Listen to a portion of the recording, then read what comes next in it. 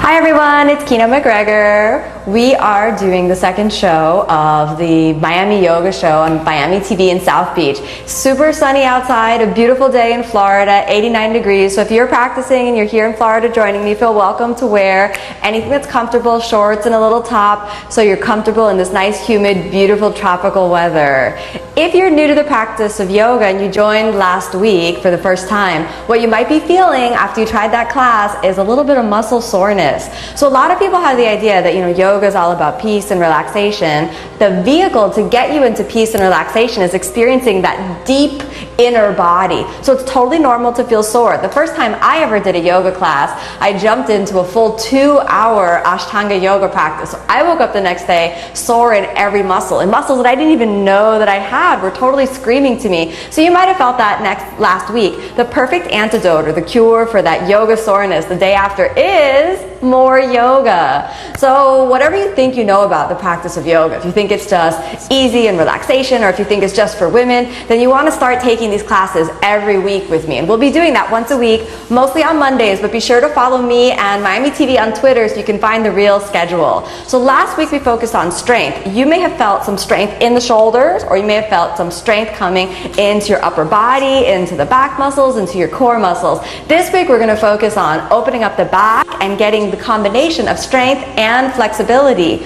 Now, when you begin to practice yoga, it feels wonderful to open your heart, to open your mind. We can only grow as much as our mind and our spirit really allow us to be open to that new experience. If you're locked down and your body's all tight, then you might not actually be, free enough in your mind to transform or to evolve. So one of the greatest blessings of the yoga practice is that open, free spirit. Backbending is the perfect tool in order to get that energy flowing inside of your body.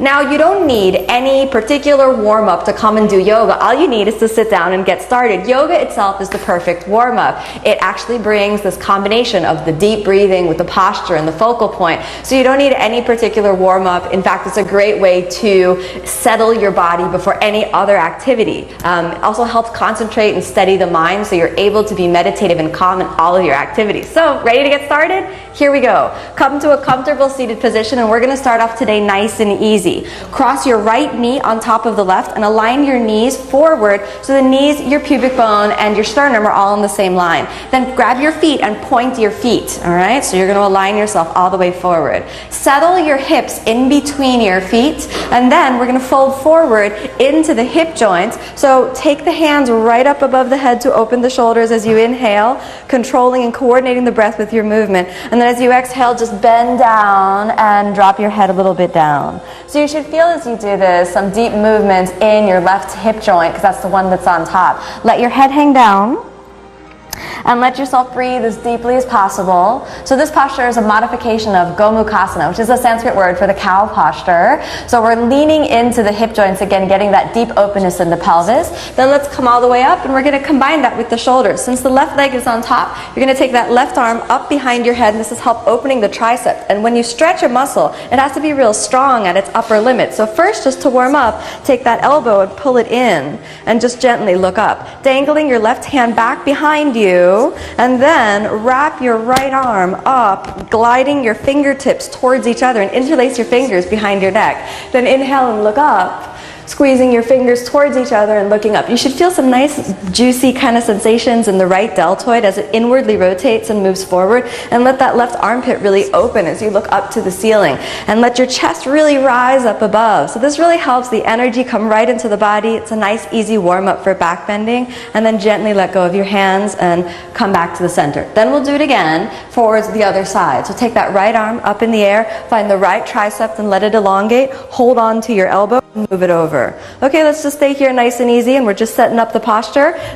Dangle your fingers back behind you, and then take the left shoulder, roll it forward, and then wiggle your fingers towards each other. Find your fingers and clasp them together right behind your head. Keep your belly sucked in, point your toes, and then inhale and look all the way up. And if you're feeling, again, any muscle tension in your left deltoid, it's going to feel much better after. And the deltoid's that upper arm muscle right there on the left side. Gently pull the right elbow back. It's opening the triceps, opening your chest. and then gently release the fingers. Good.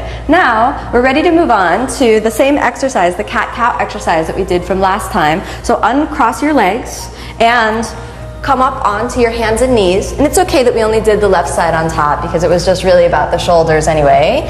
So now, come onto your hands and knees, just like we did last week. And press through your hands. Keep the fingers pretty close together. Don't spread them too wide apart. Inhale, let's extend the spine and look all the way up. And when you do this, you want to press into your hands. This is just a nice, easy release, a soften release, but strengthen at the same time. And then exhale, press through the arms, sucking in the belly. And feel your back all the way around. And then inhale, lift the spine, let it be into a nice extension. So you want to let this be easy and relaxed while the belly sucks in. And then exhale, pull your rib cage in and press through the arms. Good, we're going to do that one more time.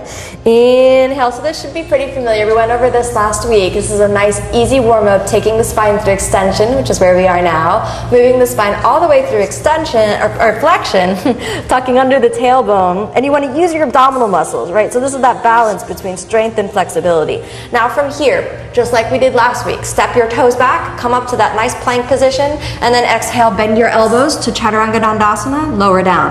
And remember, this is real hard on your arms. You're welcome to put your belly on the ground, but try to stay up because it'll make you real strong. Then inhale, roll forward to that upward facing dog, and then exhale, curl under your toes to the downward facing dog. Let's stay for a few breaths in downward dog just to really open up the hamstrings. If your heels aren't on the ground, don't worry about it. Just press through the knees and suck in the belly and reach out through the fingertips. Pay attention to the sound of the breath while you suck the belly in, pulling up the kneecaps, and you want to gaze right at the kneecaps. Downward dog is a great tension reliever, so if you feel tense throughout your day, just allow yourself, and if you've got the space in your office, just take a nice downward facing dog for 5 breaths. After those breaths, okay, let's inhale and look forward, and then bend your elbows and lower back down to the ground. Easy, come up onto your elbows, and we're going to work that back bend. So send your rib cage forward, and I want you to point your toes. Lift your kneecaps off of the ground and find your hip bones. Suck the belly in and then inhale, lift your legs.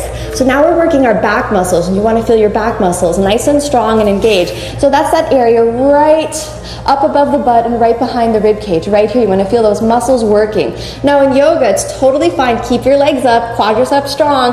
Feeling any burning sensations in the muscles, totally fine. That's like cleansing. The yoga practice is all about cleansing, so keep those legs up, all right? A few more breaths like this, and then we're going to bring the legs together so you can feel the hamstrings working even more.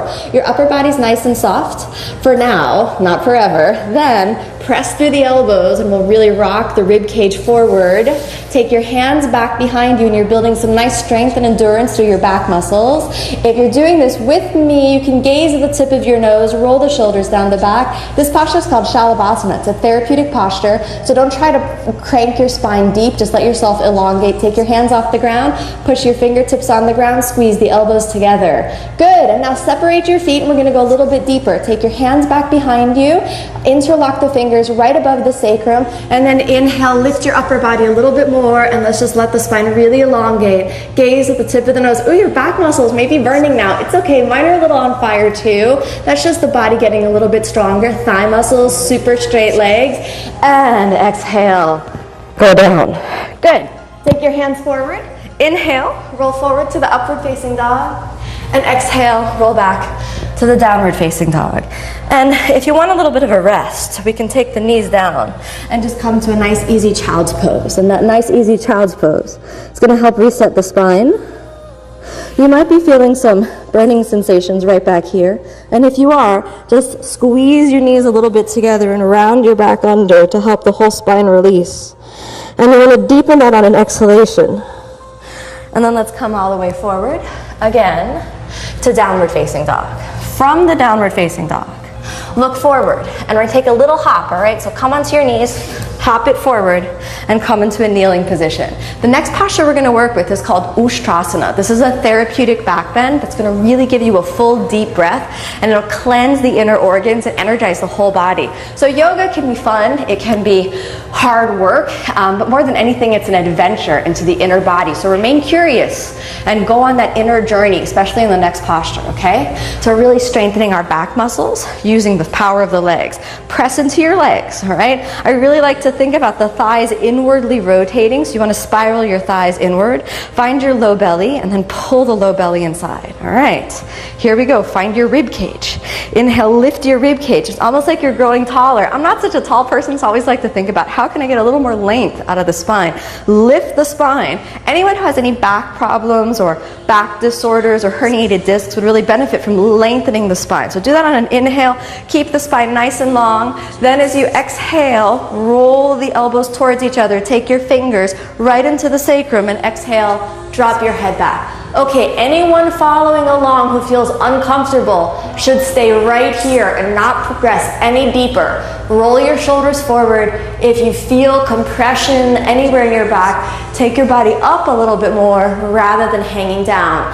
Every posture in yoga creates space, and it's only when we feel the space can we move in. Okay, so you should be feeling nice and energized, nice and relaxed. Squeeze your thighs in towards each other. Dangle your hands back and place the heel of the hand onto the heel of the foot as you roll the shoulders open.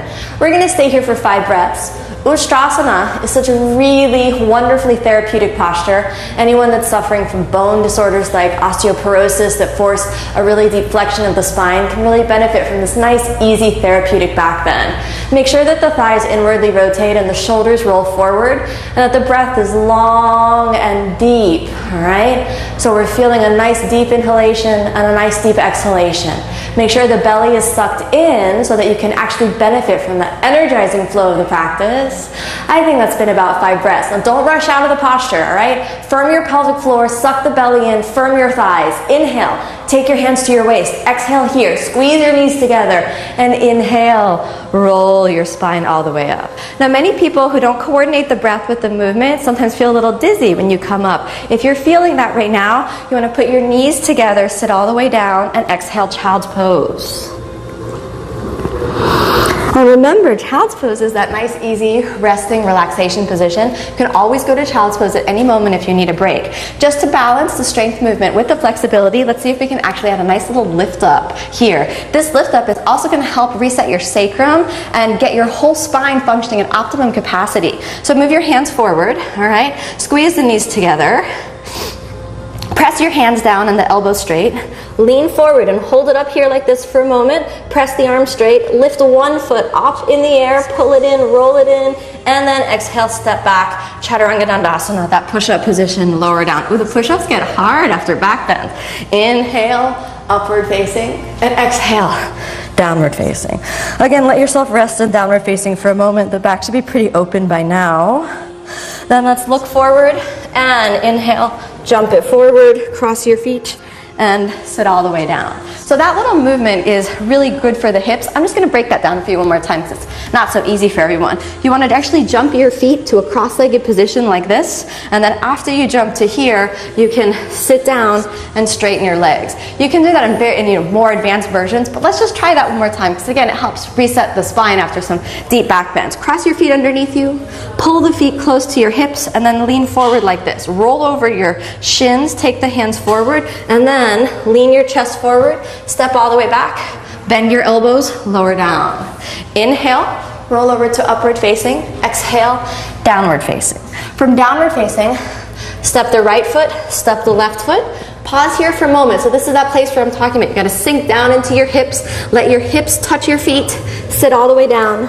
Stretch out your legs, all right? Traditionally, that's called a vinyasa, which means coordination of breath with movement. And by doing that, we actually begin to feel that every breath and every movement have a purpose, and they're orchestrated to really help the body come into balance and the mind come into greater focus. So now let's continue our journey into some back bending, and we'll lie all the way down, all right? So lying down, we're going to move into a simple bridge. This simple bridge should be easy and therapeutic for everyone.